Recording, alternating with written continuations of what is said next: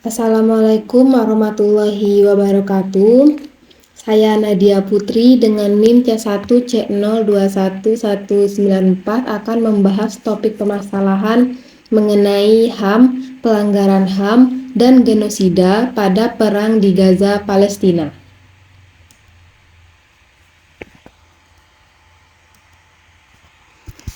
Pertama, kronologi awal konflik.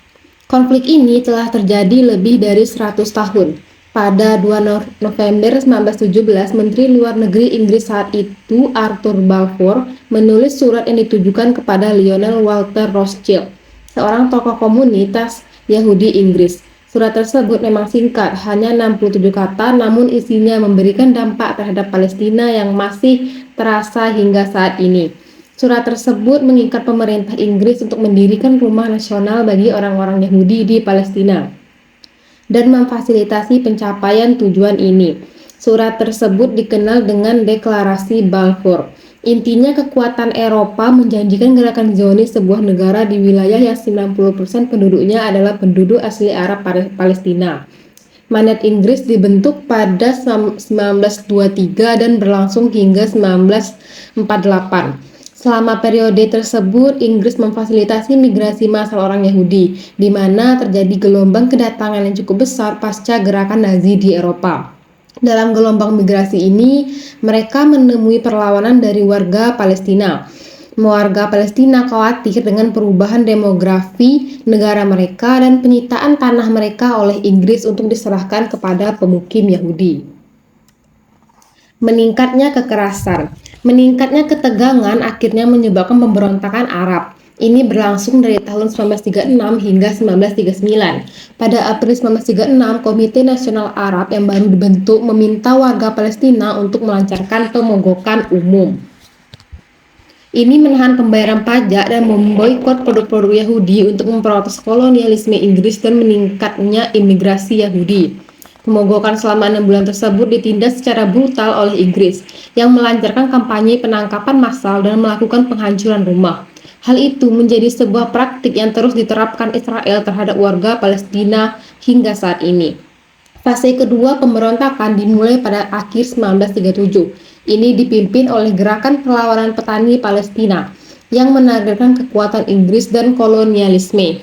Pada paruh kedua tahun 1939, Inggris telah mengerahkan 30.000 tentara di Palestina. Desa-desa dibom melalui udara, jam malam diberlakukan, rumah-rumah dihancurkan, dan penahanan administratif serta pembunuhan massal tersebar luas.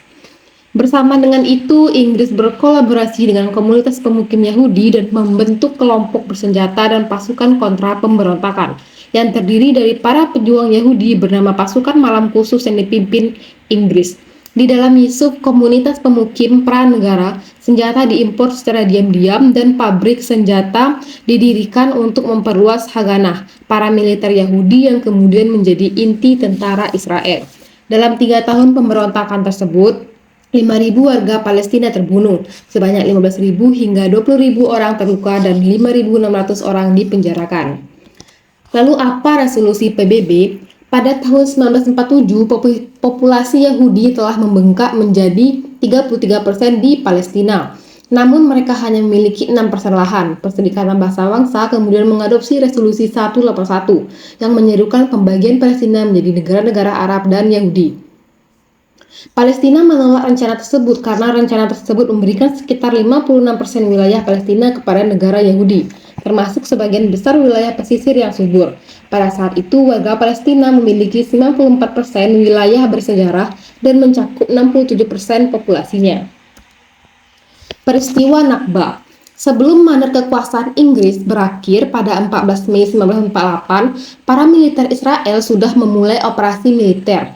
Ini menghancurkan kota-kota dan desa-desa Palestina guna memperluas perbatasan Israel yang akan lahir. Pada April 1948, lebih dari 100 pria, wanita, dan anak-anak Palestina dibunuh di desa Deir Yassin di pinggiran Yerusalem. Hal ini menentukan jalannya operasi selanjutnya, dan dari tahun 1947 hingga 1949, lebih dari 500 desa, kota kecil dan kota besar di Palestina dihancurkan dalam apa yang oleh orang Palestina disebut sebagai Nakba atau bencana dalam bahasa Arab. Diperkirakan 15.000 warga Palestina terbunuh, termasuk dalam puluhan pembantaian. Insiden ini juga insiden Diperkirakan 750.000 warga Palestina terpaksa meninggalkan rumah mereka. Saat ini keturunan mereka hidup sebagai 6 juta pengungsi di 58 kamp pengungsi di seluruh Palestina dari negara-negara seperti Lebanon, Suriah, Yordania, Mesir, dan Arab. Pada 15 Mei 1948, Israel mengumumkan pendiriannya. Keesokan harinya, Perang Arab-Israel pertama dimulai dan pertempuran berakhir pada Januari 1949 setelah gencatan senjata antara Israel dan Mesir, Lebanon, Yordania, dan Suriah. Pada bulan Desember 1948, Majelis Umum PBB mengeluarkan Resolusi 194. Ini menyerukan hak untuk kembali bagi pengungsi Palestina. Setelah Nakba, setidaknya 150.000 warga Palestina tetap tinggal di negara Israel yang baru dibentuk dan hidup di bawah pendudukan militer yang dikontrol ketat selama hampir 20 tahun sebelum mereka akhirnya diberikan kewarganegaraan Israel. Mesir mengambil alih jalur Gaza, dan pada tahun 1950, Yordania memulai pemerintahan administratifnya atas tepi barat. Lalu pada tahun 1964, Organisasi Pembebasan Palestina dibentuk dan setahun kemudian partai politik Fatah didirikan. Perang 6 hari. Pada 5 Juni 1967, Israel menduduki sisa wilayah bersejarah Palestina, termasuk jalur Gaza, tepi barat Yerusalem Timur, daratan tinggi Golan Suriah, dan semenanjung Sinai Mesir selama Perang 6 hari melawan koalisi tentara Arab. Pada Desember 1967, Front Populer Marxist-Leninis untuk Pembebasan Palestina dibentuk. Pembangunan pemukiman dimulai di tepi barat dan jalur Gaza diduduki. Sistem 2 tingkat diciptakan di mana pemukim Yahudi diberikan semua hak dan keistimewaan sebagai warga negara Israel, sedangkan warga Palestina harus hidup di bawah pendudukan militer yang mendiskriminasi mereka dan melarang segala bentuk ekspresi politik atau sipil. Intifada pertama. Intifada atau berarti perlawanan dalam bahasa Arab dilakukan Palestina pertama kali di jalur Gaza pada Desember 1987. Ini terjadi setelah 4 warga Palestina tewas ketika sebuah truk Israel bertabrakan dengan 2 van yang membawa pekerja Palestina. Protes menyebar dengan cepat ke tepi barat dengan pemuda Palestina melemparkan batu ke tank dan tentara Israel. Hal ini juga menyebabkan berdirinya gerakan Hamas, sebuah cabang dari Ikhwanul Muslimin yang terlibat dalam perlawanan bersejarah melawan pendudukan Israel. Respon keras tentara Israel dirangkum dalam kebijakan patah tulang mereka yang dianjurkan oleh Menteri Pertahanan saat itu, Yitzhak Rabin. Aksi ini mencakup pembunuhan mendadak, penutupan universitas, deportasi aktivis, dan penghancuran rumah. Intifada terutama dilakukan oleh kaum muda dan diarahkan oleh Kepemimpinan Nasional Terpadu Pemberontakan, sebuah koalisi faksi politik Palestina yang berkomitmen untuk mengakhiri pendudukan Israel dan membangun kemerdekaan Palestina. Intifada ditandai dengan mobilisasi rakyat, protes massal, pembangkangan sipil, pemogokan yang terorganisir dengan baik, dan kerjasama komunal. Menurut Organisasi Hak Asasi Manusia Israel (BT Salem), 1.070 warga Palestina dibunuh oleh pasukan Israel selama Intifada, termasuk 237 anak-anak. Lebih dari 175.000 warga Palestina ditangkap. Intifada juga mendorong komunitas internasional untuk mencari solusi atas konflik tersebut. Kemudian ada Perjanjian Oslo. Intifada berakhir dengan penandatanganan Perjanjian Oslo pada tahun 1993 dan pembentukan Otoritas Palestina, sebuah pemerintahan sementara, pemerintahan mandiri terbatas di wilayah pendudukan tepi barat dan jalur Gaza. PLO mengakui bahwa Israel berdasarkan solusi 2 negara dan secara efektif menandatangani perjanjian yang memberi Israel kendali atas 60% tepi barat serta sebagian besar sumber daya tanah air di wilayah tersebut. Lanjut ada Intifada kedua. Intifada kedua dimulai pada 28 September tahun 2000 ketika pemimpin oposisi Partai Likud Israel, Ariel Sharon, melakukan kunjungan provokatif ke kompleks Masjid Al-Aqsa. Saat itu ribuan pasukan keamanan dikerahkan di dalam dan sekitar kota tua Yerusalem.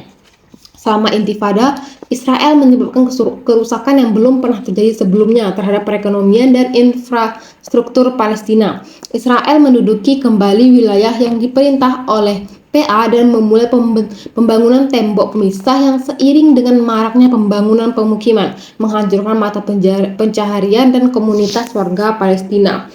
Pemukim Yahudi pun juga mulai bermukim secara ilegal di wilayah tersebut. Ruang bagi Palestina semakin menyusut karena jalan-jalan dan infrastruktur yang hanya diperuntukkan bagi pemukim Yahudi ilegal itu. Perang Saudara, pemimpin PLO Yasser Arafat meninggal pada tahun 2004. Setahun kemudian Intifada kedua berakhir. Permukiman Israel di jalur Gaza dibongkar dan tentara Israel serta 9.000 pemukim meninggalkan daerah kantong tersebut. Setahun kemudian, warga Palestina memberikan suara dalam pemilihan umum untuk pertama kalinya. Hamas memenangkan mayoritas, namun pecah perang saudara Fatah-Hamas yang berlangsung berbulan-bulan dan mengakibatkan kematian ratusan warga Palestina. Serangan Israel ke Gaza. Israel telah melancarkan 4 serangan militer berkepanjangan di Gaza, yakni tahun 2008, 2012, 2014, dan 2021. Ribuan warga Palestina telah terbunuh, termasuk banyak anak-anak, dan puluhan ribu rumah, sekolah, dan gedung perkantoran telah hancur. Pembangunan kembali hampir mustahil dilakukan karena pengepungan tersebut menghalangi material konstruksi seperti baja dan semen mencapai Gaza. Serangan tahun 2008 melibatkan penggunaan senjata yang dilarang secara internasional seperti gas fosfor. Pada tahun 2014, dalam kurun waktu 50 hari, Israel membunuh lebih dari 2.100 warga Palestina, termasuk 1.462 warga sipil dan hampir 500 anak-anak. Selama serangan tersebut, sekitar 11.000 warga Palestina terluka, 20.000 rumah hancur, dan setengah juta orang mengungsi.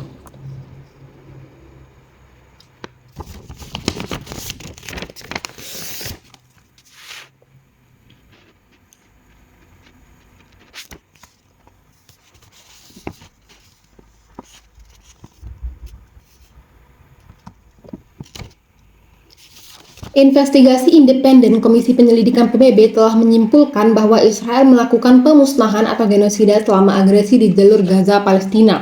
Komisi Penyelidik PBB pun akan menyampaikan laporan itu ke Dewan Hak Asasi Manusia. Dilansir oleh Al Jazeera, laporan Komisi Investigasi PBB itu menyebutkan adanya kejahatan terhadap kemanusiaan berupa pemusnahan, pembunuhan, penganiayaan gender yang menyasar laki-laki dan anak laki-laki Palestina. Laporan itu juga menyebutkan soal adanya pemindahan paksa dan penyiksaan serta perlakuan tidak manusiawi dan kejam yang telah dilakukan Israel. Selain itu, Komisi Penyidik PBB juga menyalahkan kelompok militan Palestina Hamas karena melakukan kejahatan perang di tahap awal. Temuan PBB itu berasal dari rangkaian laporan yang fokus terkait dengan serangan Hamas pada 7 Oktober dan juga agresi militer Israel.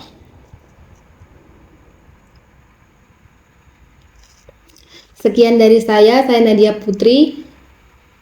Terima kasih. Assalamualaikum warahmatullahi wabarakatuh.